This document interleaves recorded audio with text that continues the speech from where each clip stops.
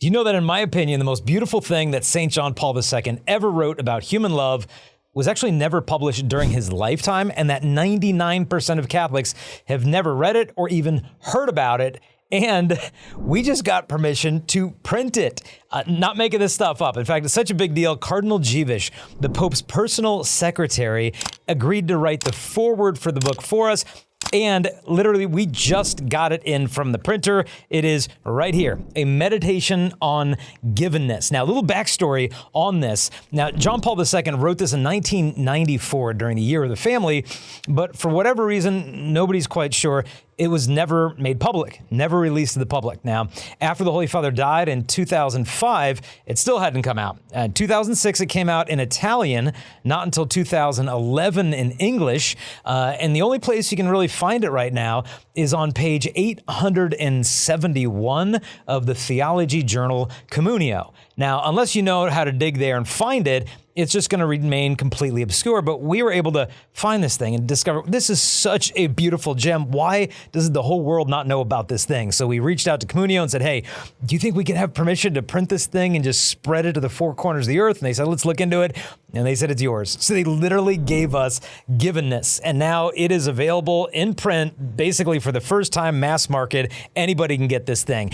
So we've got it now at chastity.com. But this thing, I'm telling you, is an absolute gem. It weaves together the central themes of John Paul's pontificate, from theology of the body to the dignity of womanhood to the gift of self. I mean, you name it. It's in here, and it's short and sweet. It's only about 5,000 words long, so 30-something pages in total. But I want to dive into this with you because just the gems that he gives us in here that most people have never even heard before.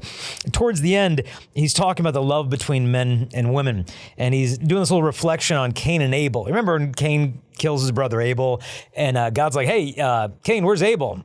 Cain's like, am I my brother's keeper? John Paul dives into this in the relationship between men and women, and he puts a task on men. And he says to the guys in here, he basically says, yeah, you are. You're the keeper. And here's how he elucidates this point. He said, yes, you are a guardian. You are the guardian of holiness, guardian of man's dignity in every woman and in every man. You are the keeper of the holiness of her body. Listen to what he's saying here. I know when I'm parenting my kids and I say, hey, everybody clean the kitchen. If I tell everybody to do a task, nobody really does it. But if I'm like, hey, you do the garbage, you do the countertops, you clear the table, stuff gets done. And what John Paul's doing here is he's, as he said elsewhere in his pontificate, assigning as a duty to every man the dignity of every woman. And how I read into this is like, you think of a dating relationship, if the guy is thinking, well, it's her job to tell me when to stop. A lot of guys think this way. They're like, hey, as long as you're willing to do it, I'm good. If you don't want to do it, I respect that.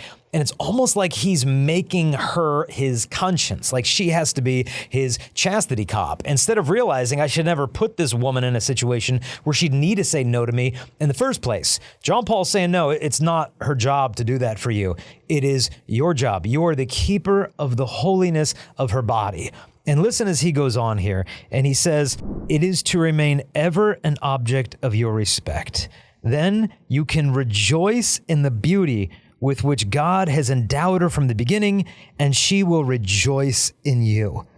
Let this sink in how beautiful this is, that as long as the woman's body is ever an object of your respect, you can rejoice in the beauty that God has given to her. And she, as a result, will rejoice in your capacity to do that and to see that in her. Now, when I read that the first time, what came to mind immediately was an interview I had on our podcast with Bishop Erik Varden. This guy's a monk in Norway, bishop, and he told me that when he was a young student in Rome, a priest that was there came back to their house, or their house of studies, and walked in, and this old priest was just delighted. And he said to the young now bishop, he said, I was just walking in the street and I saw the most beautiful woman. I just wanted to stop and applaud. And he just walked on. And you hear that response to beauty, not grasping, not objectifying, but allowing her beauty to pierce you. But it passes through you like light through a pure piece of glass. His heart was that pure that he could actually rejoice in the beauty that God had given her from the beginning. And so as long as her body is ever to be an object of our respect, we can rejoice in her beauty, and even more so, she will rejoice in our capacity to see her as God sees her, not as like, oh, she's an occasion of sin. She's a temptation to hell. Not that approach. This kind of white knuckling, not going to think about it approach. I mean, maybe we need to start there for some people in this journey. If I can't look at a woman with respect, and I should just not even look at her. But that's not the end game, to spend the rest of our life avoiding the sight of beauty. That's not the end game. In fact, I remember meeting a high school boy, this is way back, like 20 plus years ago, and he said, yeah, whenever I have a tempting thought, I just think of Ross Perot instead. Now, you might not know Ross Perot. He's this really old politician who was, I think, running for president like 20-something years ago.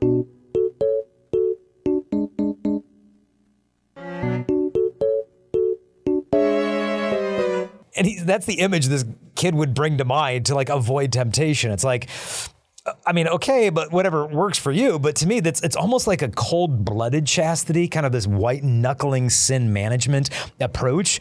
I say cold-blooded because like cold-blooded animals cannot regulate their own body temperature. The only way they stay warm is just avoiding what's too cold. Now, warm-blooded animals, on the other sense, can be in the presence of something cold, but they can regulate their own temperature internally. And so the idea is that we should be able to be in the presence of beauty and not constantly see that as some occasion of sin. In fact, John Paul even refers to the woman in here as the final word of God.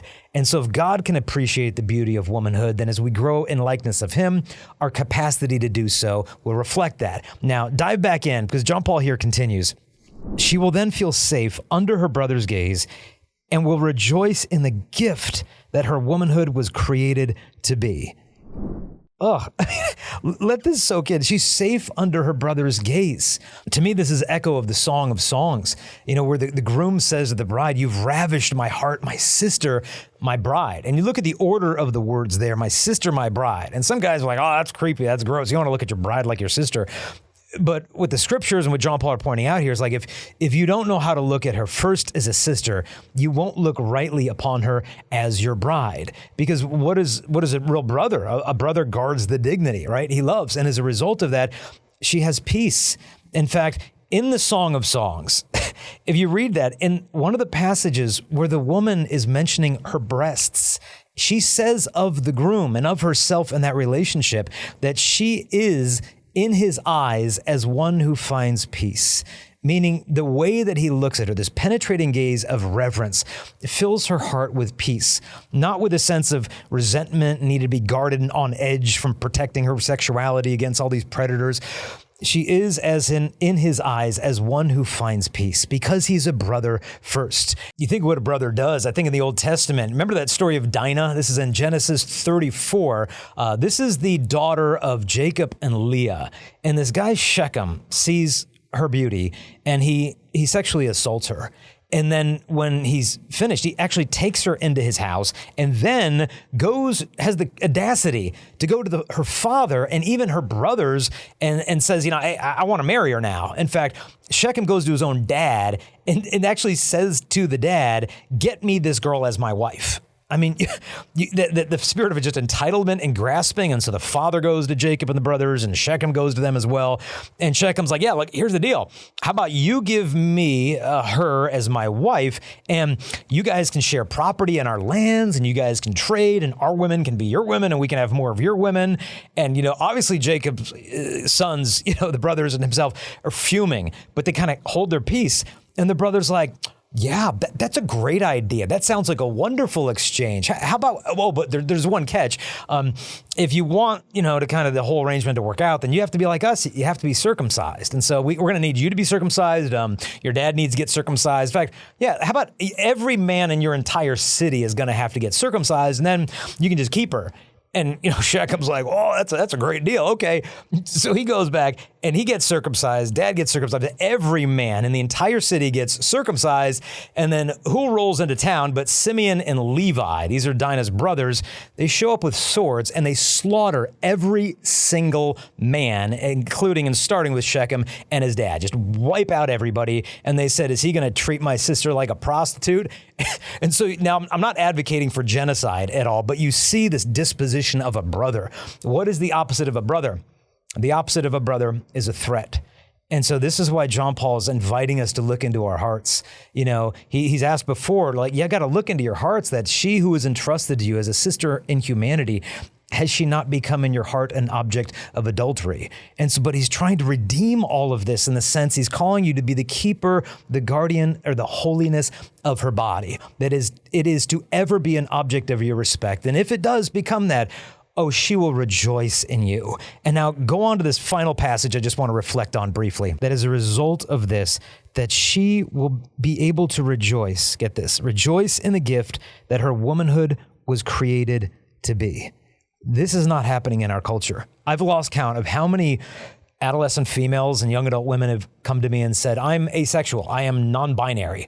Like, what the heck is going on? Like, this was not on the radar 20 years ago at all. I mean, non-binary, a lot of the time what's going on here is these adolescent females are actually disguising evidence of their own sexual maturation as a protective mechanism. In a sense, they're almost dissociating from their own bodies as a trauma response. Because if I'm a woman, I'm not safe under my brother's gaze. And so I have to become somewhat androgynous or ambiguous in my sexuality in order to be safe in this world from all this objectification.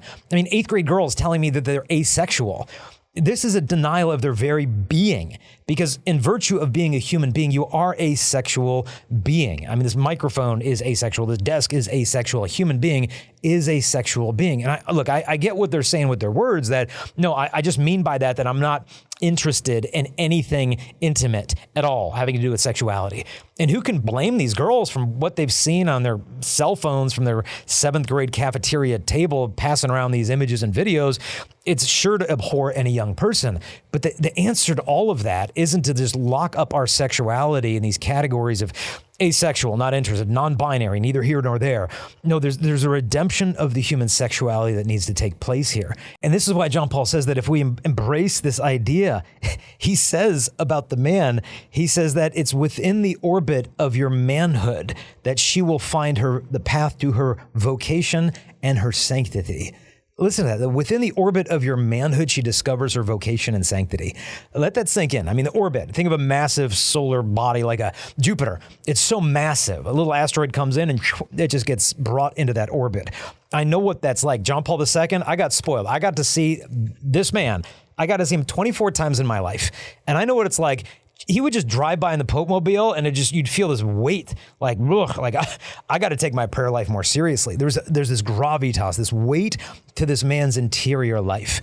And what John Paul II is saying is that when there's weight to a man, authentic masculinity, that it's within that orbit, she can find the path to her vocation and her sanctity. And so these are just a couple of little tidbits of the gems that you're going to find in this little meditation on Givenness. Now, as the title indicates, it's a meditation. It's not meant to be chugged. It's like a glass of priceless wine, like a Screaming Eagle. That's a bottle of wine that costs about $5,000 a bottle. Now, if you get that, you don't chug it. Like, you don't do a shoey, chug, chug, chug, chug. No.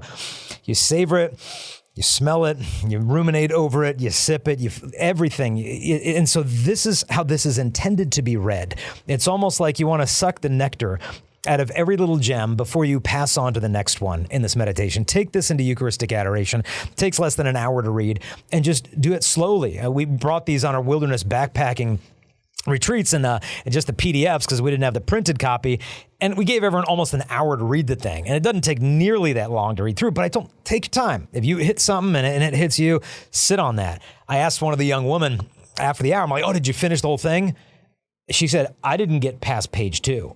Not because she couldn't take it all in, but because there's such depth to our Holy Father's heart and to his soul. And to me, it's like he poured it all. And why this thing hasn't come out in mass market until now is beyond me. John Paul II, as a young priest, said that when he read St. Louis de Montfort's book, True Devotion to Mary, he said it was a decisive turning point in my life. But de Montfort predicted, he said, once I write this thing, it's going to get buried. I mean, the devil is going to bury this thing for a century or whatever. And sure enough, it happened. It was a long time before True Devotion to Mary actually came out. And it almost feels like something similar has happened here, that it's coming out at just the right time, where our culture needs a new vision of masculinity, femininity, human love, vocation, what it means to make a gift of yourself. And so my dream behind this thing is that we just spread it to the four corners of the earth. If you're getting married, I'd recommend buy a copy for everybody that's coming to your wedding. Give it out as gifts at the reception afterwards. And so we're offering this thing. Single copies are $8, but in bulk, get a ton of them, as little as $3 a piece. And so that's our idea. Let's just get this thing out to the four corners of the earth. And if you want to dive into this on a deeper level, a personal level, we are doing wilderness backpacking retreats all around the world where we're studying this alongside St. John Paul II's work, Love and Responsibility. And so we've launched this ministry called JP2 Trails. The website's jp2trails.com. And we just go out into the backcountry. We'll bring a priest with us. And so the upcoming ones we've got one coming up in Texas, another one coming up in Switzerland is going to be June, hiking the Swiss Alps. Italy, we're going to be flying into Venice. We're going to go kayaking instead of just taking a gondola. We're taking kayaking through the canals in Venice. And then we're going to go up to the Dolomites and hike some of the most beautiful Instagram-ish looking mountains you've ever seen. From there, we're going to go to Turin, where Blessed Pier Giorgio Frassati was, and then out to his summer residence, and we're going to hike a mountain that Blessed Pier Giorgio used to hike himself. Take the fast train from Milan down to Rome in time for his canonization to spend a couple days down there at the cathedrals and the piazzas. And so if you want to join us on any of these adventures, because we got them popping up. We got, I think, 19 on the schedule that are going to be showing up on the website before long, all around the world. Just go to jp2trails.com, sign up there. And if you want more exclusive content and to support the work we're doing, please consider supporting us on Patreon. You just go to patreon.com/Jason Evert. So this whole studio, the camera, the lens, the microphone, everything there has been provided by the people who support us on Patreon. So if you want to help us get that mission out, please consider making a gift there. And some of the tiers of Patreon, we'll just send you free gifts. Like we're going to send this for free to the patrons there so they get a free gift in gratitude for their generosity towards us. But man, here it is, In the Flesh, a meditation on Givenness, introduction by Cardinal Givenness, and written by my hero, St. John Paul II. So if you would, just pray with me that this thing would be spread far and wide so that people could discover, as John Paul II said, that every person who seeks the kingdom of God will find himself. God bless.